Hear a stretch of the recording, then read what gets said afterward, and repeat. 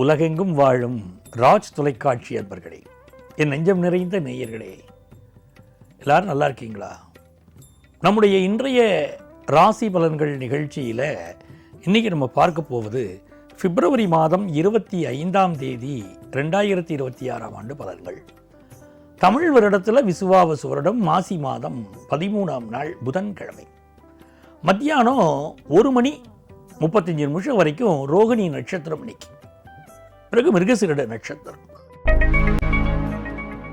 மேஷராசி அன்பர்களே, இந்த மேஷராசிக்காரர்களுக்கு இன்னைக்கு நல்ல காசு பணம் வரும். முயற்சிக்கக்கூடிய காரியங்கள் வெற்றி பெறும். இந்த 11ஆம் இடத்துல கிரகங்கள் இப்படி அமைந்திருப்பது மிகச்சிறந்த ராஜ யோகத்தை போன்று உருவாக்கி தரும். எடுத்த காரியமெல்லாம் வெற்றி பெறக்கூடிய ஒரு நல்ல நாளாக இந்த நாள் இருக்கும். குடும்பத்தில் நிம்மதி கிடைக்கும். ரிஷபராசி என்பர்களே, ஜென்மத்தில் சந்திர பகவான் போயிட்டு இருக்கார். பல பேர் இன்னைக்கு உங்களை எப்படியாவது வாழ்க்கையில் இவர்களை வென்று விட மாட்டோமா, இவர்களை பொறி வைத்து பிடித்து விட முடியாதான்னு சிலர் காத்துக்கிட்டு இருப்பாங்க. ரிஷபராசிக்காரங்கள், நீங்க கழுவுற மீன்ல நழுவுற மீனா இருக்கணும். எந்த காரணம் கொண்டும் யார் விரித்த வலையிலும் நீங்க மாட்டிக்கிட கூடாது. அதில் கொஞ்சம் கவனமா இருக்கு. ஃபினான்ஷியலாக எனக்கு இம்ப்ரூவ்மெண்ட் இருக்குமா? நல்லா இருக்கும். நல்ல வேலை வாய்ப்பு கிடைக்கும். பிஸ்னஸ் திருப்தியா இருக்கும். மிதுனராசி அன்பர்களே, 12ஆம் இடத்துல சந்திர பகவான் இருக்கிற போது நிறைய செலவுகள் ஆகும். சுப செலவுகளாக இருக்கும். இன்னைக்கு அது இருந்தால் போதும் இல்லை நமக்கு. பாக்கியஸ்தானம் வலுத்திருக்கிறதுனால உங்க அப்பாவுக்கு ரொம்ப நல்ல நேரம். இந்த நாளில் ஃபாரின் ஆப்பர்ச்சுனிட்டி உங்களுக்கு கூடி வரும். வெளிநாட்டில் நீங்க விரும்பின பல்கலைக்கழகத்தில் படிக்கக்கூடிய வாய்ப்பு வரும். உடம்புல மட்டும் ஒரு அசதி அப்பப்போ வந்துட்டு போகும். பிஸ்னஸ், எக்ஸ்போர்ட் பிஸ்னஸ் முயற்சிகள் நல்ல லாபம் தரும். கடகராசி அன்பர்களே, ஒரு பாசமான மனிதராக இருக்கக்கூடிய உங்களுக்கு இந்த நாள் அற்புதமான நாள். மனசில் ஒரு திட்டம் போட்டு வச்சிருக்கீங்க பாருங்க. ஒரு கற்பனை வாழ்க்கையிலே இருக்கீங்க. அதுதான் உண்மை. யதார்த்தத்தை விட கற்பனைக்கு முக்கியத்துவம் கொடுக்குறீங்க. நீங்க நினைத்த ஒரு காரியம் வெற்றி பெறப்போகுது. கல்யாண விஷயம் கூடி வரப்போகுது. பிஸ்னஸ்ல லாபம் வரப்போகுது. சிம்மராசி அன்பர்களே, புதுசா ஒரு வேலை தேடிக்கிட்டு இருக்கீங்க. அந்த வேலை கிடைக்க போகுது. ஆஃபீஸில் ஒரு மாற்றம், டிரான்ஸ்ஃபர் எதிர்பார்க்குறீங்கன்னா அதுவும் கிடைச்சிட போகுது. நல்லவர்களுடைய துணை இருக்கு. ஃபாரின் ஆப்பர்ச்சுனிட்டி இருக்கு. கல்யாண செய்தி கூடி வருதுங்க. சிம்மராசிக்காரங்களுக்கும் அவங்க குடும்பத்திலையும் ரொம்ப நல்ல நாள். கன்னிராசி அன்பர்களே, கன்னிராசிக்காரங்களுக்கு ரொம்ப சந்தோஷமான நாள். பாக்கியஸ்தானத்தில் சந்திர பகவான் இருந்துக்கிட்டு ஆசீர்வாதம் பண்றார். இந்த கல்யாண வீட்டுக்கு போகும்போது முதல்ல வாசல 2 பேர்த்துக்கிட்ட பன்னீர் தெளிப்பாங்க பாருங்க. வாங்க வாங்க அப்படின்னு நம்மளை கூப்பிடுறாங்க பாருங்க. அப்படி மனமகிழ்ச்சியோடு அழைக்கணும்ல நம்மளை. அப்படி 9ஆம் இடத்துல இருக்கக்கூடிய சந்திர பகவான் மனமகிழ்ச்சியோடு நமக்கு வாழ்க்கையில் முன்னேற்றத்தை தரப்போறாரு.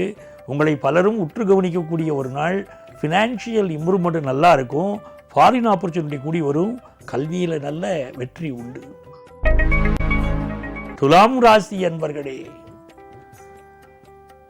இந்த நாளில் சிலர் நம்மை பற்றி புரளி பேசுவாங்க.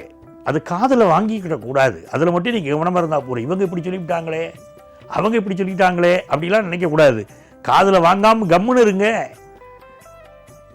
நல்ல காதல் விஷயம் கைகூடி வருது. ஹையர் எஜுகேஷன் படிக்கிற வாய்ப்பு வருது.